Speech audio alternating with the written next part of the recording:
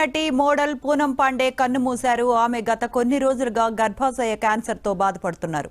ఈ నేపథ్యంలో ఆమె గర్భాశయ క్యాన్సర్ తో ఆమె చనిపోయినట్లు ఆమె సన్నిహితులు అధికారికంగా తెలిపారు. ఆమె వయసు 32 ఏళ్లు. ఎంతో కెరీర్ ఉన్న ఈమె అతి చిన్న వయసులోనే చనిపోవటం అందరినీ కలిచివేస్తోంది. ఇక నెట్టింట్లో ఈమె చేసే హాట్ వీడియోలకు కోట్లల్లో అభిమానులున్నారు. ఆమె చివరి శ్వాస విడిచే సమయంలో ఆమె సొంతూరులోనే ఉన్నారు.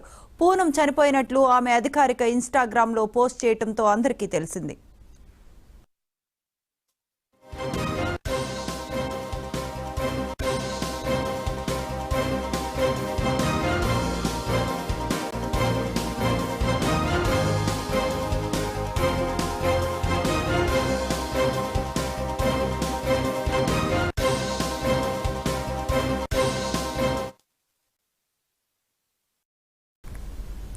ప్రముఖ నటి మోడల్ పూనం పాండే కన్నుమూశారు. ఆమె గత కొన్ని రోజులుగా గర్భాశయ క్యాన్సర్ తో బాధపడుతున్నారు.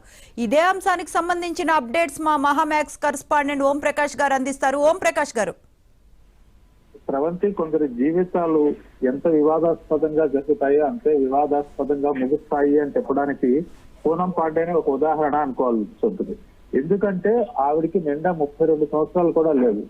ఆ అమ్మాయి కెరియర్ మొదలయ్యిందే ఒక 2013లో మొదలైంది అనుకోవాలి. అంటే సుమారుగా ఒక 10-12 ఏళ్ల కెరియర్. ఆ 12 ఏళ్ల పుష్కర కాలంలోనే ఎన్ని వివాదాలకి దారి తీయాలో అన్ని వివాదాలకి ఆమె జీవితం దారి తీసింది. చిత్రం ఏంటంటే ఈ రోజున ఆవిడ మరణం కూడా అధికారికంగా ఎవరు చెప్పలేని పరిస్థితి.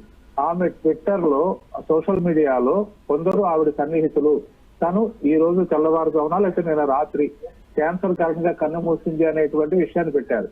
అయితే దీన్ని బాలీవుడ్ కూడా ఎలా తీసుకోవాలో తెలియలేని పరిస్థితిలో స్పందిస్తోంది. ఏంటంటే ఆవిడ ఈ ట్విట్టర్ అకౌంట్ కానీ లేకపోతే సోషల్ మీడియా అకౌంట్ కానీ ఏమన్నా హ్యాక్ అయిందా, ఎవరైనా ఆవిడంటే పడని వాళ్ళు ఈ విషయాన్ని పెట్టారా అని. ఎందుకంటే గత కొంతకాలంగా ఆ అమ్మాయి లో ప్రొఫైల్ మెయింటైన్ చేస్తోంది. ప్రేమించి పెళ్లి చేసుకున్నటువంటి భర్తతో కూడాను అతి తక్కువ కాలంలో కాపురం చేసింది. 2020లో సెప్టెంబర్ 11న మనందరూ తెలుసు ఆ టైంలో ఫుల్ కరోనా ఉంది. ఆ టైంలో తన బాయ్ ఫ్రెండ్ ని పెళ్లి చేసుకుంది, శ్యామ్ ముంబైని. తన కరెక్ట్ గా ఒక 6-7 నెలలకే అతని మీదే కేసు పెట్టింది. నన్ను హెరాస్ చేస్తున్నాడు, సెక్షువల్ గా అబ్యూజ్ చేస్తున్నాడు అని చెప్పి కేసు పెట్టింది.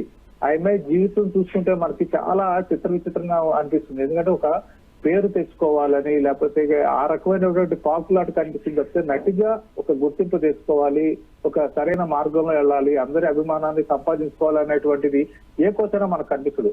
విశేషం ఏంటంటే ఆ అమ్మాయి చేసింది మొత్తం మీద ఒక 10 సినిమాల లోపే ఉంటుంది. అందులో ఒక తెలుగు సినిమా కూడా ఉంది, మాలిని అనుకో అని చెప్పి 2015లో వీరుకే డైరెక్ట్ చేశాడు ఆ సినిమాని. ఆ సినిమాలో ఆ అమ్మాయి ఒక టీచర్ పాత్ర చేసింది.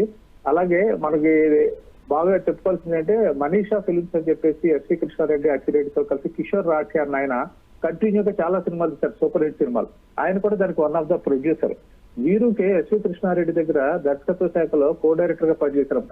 ఆ అనుబంధంతో ఆ కిషోర్ రాఠీని నిర్మాతగా పెట్టి వీరుకే మాలిని అనుకునే సినిమా చేశారు. ఆ సినిమా ప్రమోషన్స్ అప్పుడు చాలా కాలం ఆవిడ తెలుగులో ఉంది, తెలుగు మీడియాతో మాట్లాడింది, అనేక ఇంటర్వ్యూలు ఇచ్చింది. ఆ రకంగా తెలుగు ప్రేక్షకులకి అలాగే తెలుగు మీడియాకి కూడా చాలా సన్నిహితంగా మెలిగింది అని చెప్పుకోవచ్చు.